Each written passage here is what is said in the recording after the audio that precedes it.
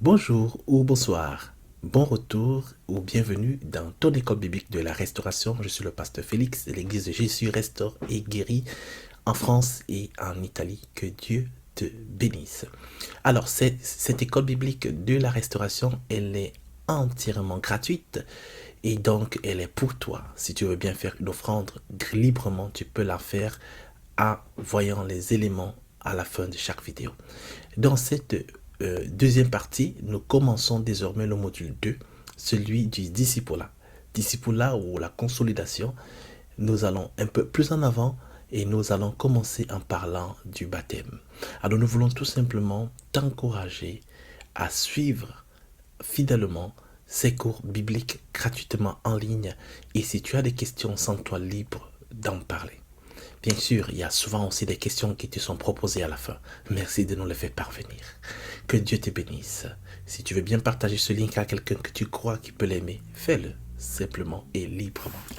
Bon Bonne retour vision, et bonne écoute. bienvenue Shalom. dans ton école biblique de la restauration.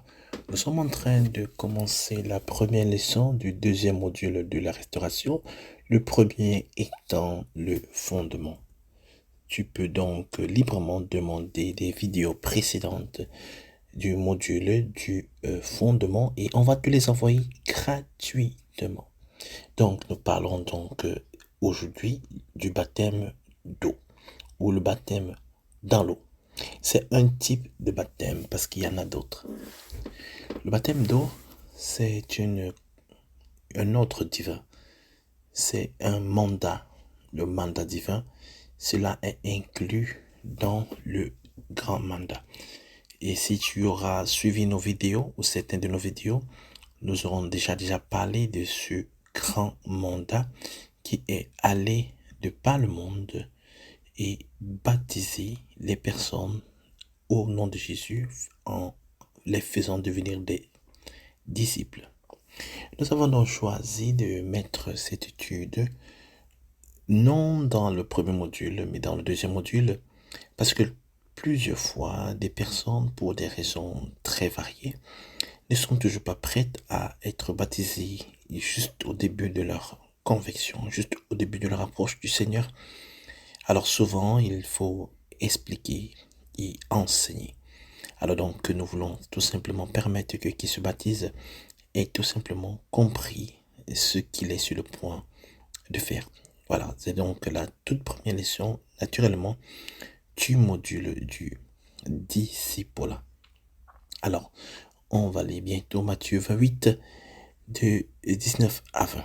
On ne va pas tout lire, c'est un verset, vous allez pouvoir les lire à la maison. Donc, dans ce passage, Matthieu 28, 19 à 20, il est dit, allez de par le monde et faites des disciples en les baptisant au nom du Père, et du Fils et du Saint-Esprit, en leur enseignant tout ce que je vous ai commandé. Et voici, je suis avec vous tous les jours jusqu'à la fin du monde. Alléluia, gloire à Dieu. Merveilleuse parole, Jésus est avec toi tous les jours. C'est une très bonne nouvelle. En fait, il n'y a rien de ce qui puisse t'arriver dans ta vie qui, pour Jésus, pour Dieu, serait une surprise. En fait, il n'y a vraiment rien de nouveau, d'étrange, d'occulte, de surprise pour Dieu. Il est avec toi tous les jours. Gloire à Dieu. Dans Hébreux 6, de 1 à 2, il est écrit qu'en laissant l'enseignement élémentaire sur Christ, nous devons tendre vers la perfection sans poser de nouveau le fondement du renoncement aux œuvres mortes, de la foi en Dieu, de la doctrine des baptêmes, de l'imposition des mains, de la résurrection des morts et du jugement éternel. Et sur cela, nous y retrouverons. Voilà donc ces éléments qui sont importants sur la doctrine du fondement dont nous parlerons sûrement dans le futur. Aujourd'hui, nous allons juste toucher une des trois portions de ce premier enseignement sur le baptême. Parlons du baptême. Le baptême, baptisé. Alors, il est important d'aller dans l'origine même du mot, dans son intention première. pour mieux définir, en partant donc du grec, car le Nouveau Testament, il est écrit entièrement grec, la parole baptizo, du baptisé, baptizo, signifie tout simplement une immersion jusqu'à la submersion. C'est-à-dire une immersion jusqu'à la submersion, jusqu'à ce qu'on ne voit plus l'élément submergé. C'est donc très loin d'être des gouttelettes d'eau sur la tête. Qu'est-ce que c'est donc le baptême? C'est donc d'abord un ordre divin, on l'a lu tout à l'heure dans Matthieu 28, de 19 à 20, où il est dit « Allez », c'est un ordre « Allez vers le monde, dans le monde, et fait des disciples en les baptisant ». C'est donc aussi une identification à Christ en sa parole, dans sa parole, en ce que c'est une identification en la mort, en l'ensevelissement et en la résurrection de Christ. Le baptême, c'est donc une sorte de funéral. Oui, pratiquement c'est ça. C'est une cérémonie de deuil. C'est une manière d'enterrer le vieil homme, la vieille femme que tu étais, de l'enterrer et de ressusciter en nouveauté de vie. C'est ça le baptême. C'est une symbologie très forte qui nous présente ce que Christ a fait à la croix. Ok? On va donc lire dans Romains 6 à partir du verset 3. Donc Romains 6, verset 3. Il est écrit: Ignorez-vous que nous tous qui avons été baptisés, nous, en Christ Jésus, nous avons été baptisés dans sa mort. Nous avons été enterrés au travers du baptême dans sa mort, afin que comme Christ, attention à la parole comme Christ a été ressuscité au travers de la puissance de Dieu, nous aussi, nous puissions marcher en nouveauté de vie. Parce que si nous avons été complètement identifiés en lui, en sa mort, en sa sépulture et en sa résurrection, nous devons marcher en lui et comme lui. Notre vieil homme a été crucifié en lui afin que les ordonnances du péché soient annulées. Alléluia, très belle parole. Si tu peux mémoriser ces mots, ces versets, ça peut être une très bonne chose pour toi. Nous pouvons également dire un troisième élément que le baptême, c'est un témoignage public. C'est-à-dire c'est une déclaration publique de ce qui s'est déjà produit dans l'esprit. Donc, c'est pour ça déjà qu'il est dit que le baptême, c'est le premier vrai acte d'obéissance au Seigneur. En fait, tu crois en Jésus, tu l'acceptes, mais il faut que tu sois baptisé parce que c'est une manière de reconnaître la Seigneurie de Jésus et de lui obéir. Le baptême, c'est donc un vrai acte officiel de déclaration. Alors, l'importance du baptême. Le choix d'être baptisé est plutôt très important. Ça ne doit donc pas être pris comme ça, légèrement, à la légère, de manière subtile. Parce que, en fait, c'est vraiment un choix qui fait valoir notre foi. Il est donc important de comprendre qu'en se baptisant, on décide d'être disciple de Christ. Donc, nous pouvons lire le 1 Jean, chapitre 2, verset 6. 1 Jean 2, 6, il est écrit. On va lire pour une meilleure compréhension à partir du verset 4. Celui qui dit je l'ai connu et qui n'observe pas ses commandements est menteur. Mais qui observe sa parole, l'amour en lui est vraiment complet. En ça, nous savons que qui dit qui veut rester en lui doit marcher en lui ou marcher comme lui a marché. En fait, Jésus lui-même s'est baptisé. Jésus lui-même, le grand roi, le grand Dieu, notre modèle. Et c'est normal que nous, ses suiveurs, ses disciples, fassions tout simplement de même. Voilà. Il y a donc pourquoi devrait donc être différent pour toi. Voilà. Nous parlons de l'importance du baptême. Notre élément, c'est l'obéissance. Donc, se baptiser, c'est vraiment un vrai acte d'obéissance qui a réalisé l'importance de Jésus-Christ doit vraiment faire tout pour se conformer à lui. Donc, se fait baptiser déjà. C'est donc aussi bien de souligner que qui décide de se faire baptiser accepte aussi des responsabilités en l'égard de Christ, c'est-à-dire déjà le témoigner. En troisième grand point, on peut souligner les éléments qui nous rendent disponibles à être baptisés. Voilà, qui nous autorisent, on peut dire, ou tout simplement, qui nous rendent valables pour le baptême. Le premier, c'est d'abord la foi en Dieu. C'est croire vraiment au Seigneur. Donc, qui peut être baptisé en d'autres termes? On va aller dans Marc 16, à partir du verset, on va dire le verset 16 en fait, Marc 16, verset 16. Il a dit, qui aura cru? Si on lit à partir du verset 15, il a dit, Jésus dit, allez partout le monde, dans le monde entier, et prêchez l'évangile à toute créature.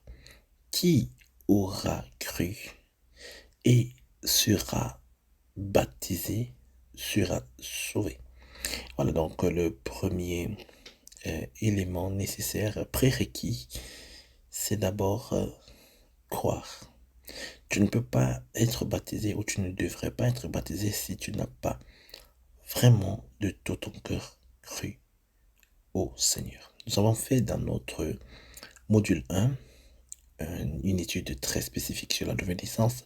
Je te conseille de la réécouter attentivement.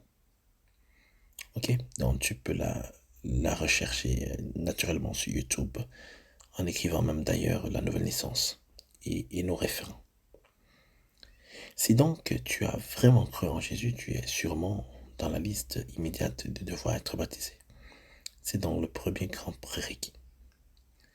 Le deuxième, c'est reconnaître l'œuvre de Christ sur la croix, c'est-à-dire de reconnaître que Christ, bien sûr, il est mort pour toi et qu'il a accompli une œuvre unique. Alors, on va lire Colossiens, chapitre 1, de 19 à 20. Colossiens, chapitre 1, de 19 à 20. Il est écrit, « Car au Père il plut de faire habiter en nous toute la plénitude de la divinité et de réconcilier en lui toutes choses, ayant fait la paix au travers du sang de la croix, au travers de lui, soit les choses qui sont sur la terre que les choses qui sont au ciel. » L'œuvre que Christ a faite à la croix est immense.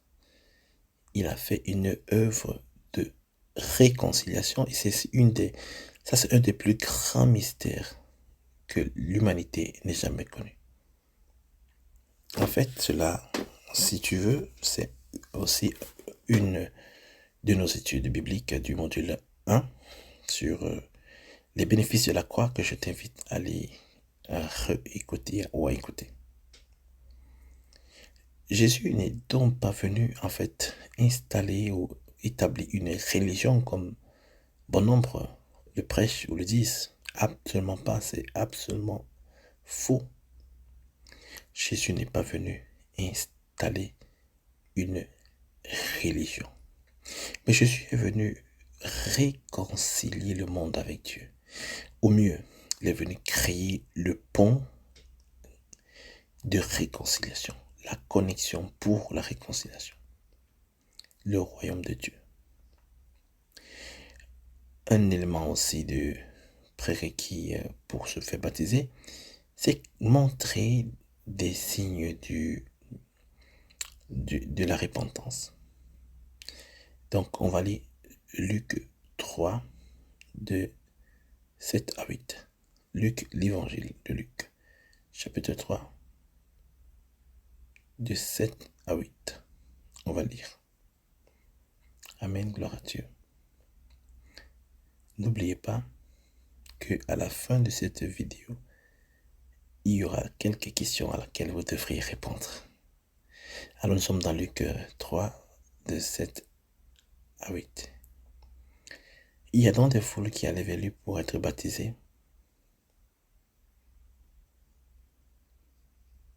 Et lui disait à ces personnes, lui dit à ces personnes, qui vous a enseigné de fuir la colère à venir. Ne dites pas en vous-même que nous avons Abraham pour père. Parce que Dieu peut faire sortir des fils d'Abraham, même au travers de ces pierres que vous voyez. Donc Dieu peut faire surgir des fils d'Abraham n'importe comment, n'importe où. Le point du baptême, donc, c'est la repentance. Ça, c'est pas Dieu qui fait, c'est toi qui dois te repentir. C'est pas donc une prétention d'appartenance quelconque. Ça doit vraiment venir de toi. Nous vous lisons quand même plusieurs versets parce que nous sommes dans une école. Amen. Gloire à Dieu. Nous avons cette autre déclaration où Pierre dit, répentez-vous, c'est dans Acte 2, répentez-vous et que chacun soit baptisé au nom du Saint-Esprit et vous recevrez au nom de Jésus et vous recevrez le nom du Saint-Esprit. Nous tendons à être vers la fin de cette brève et initiale étude biblique. Nous voulons parler, concluant sur qui peut et qui ne peut pas être baptisé en fait. Qui ne peut pas être baptisé? Écoutons. 1. Celui qui n'a pas cru. Donc, si tu n'as pas cru, non. 2. Les enfants. Oui, effectivement, les enfants. Parce qu'on parle de repentance, on parle d'un choix, on parle d'une conscience, on parle d'une volonté affirmée. Les enfants ne l'ont pas encore développé. Donc, pas encore. Mais aussi ceux qui peuvent se trouver dans une maladie où ils n'ont pas accès à une réflexion profonde, autonome, ils sont dépendantes de d'autres personnes de manière totale ou souffrent d'une condition complètement de manque de jugement, ces personnes ne peuvent pas être baptisées. 3e, qui aussi ne veut pas changer de vie, c'est-à-dire une personne qui de manière très volontaire reste purement charnelle de manière assez éclatante, qui ne démontre aucun intérêt réel à changer de vie.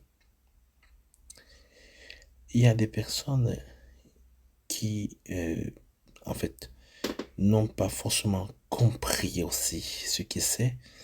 C'est aussi ça une des catégories, la 4e, c'est-à-dire ceux qui ne savent tout simplement pas ce qu'ils sont sur le point de faire. Donc ils pensent que c'est un rituel magique et tout ça. il faut quand même avoir un minimum, même si on n'exige pas beaucoup, mais un minimum d'études, de compréhension de ce qu'on est sur le point de faire.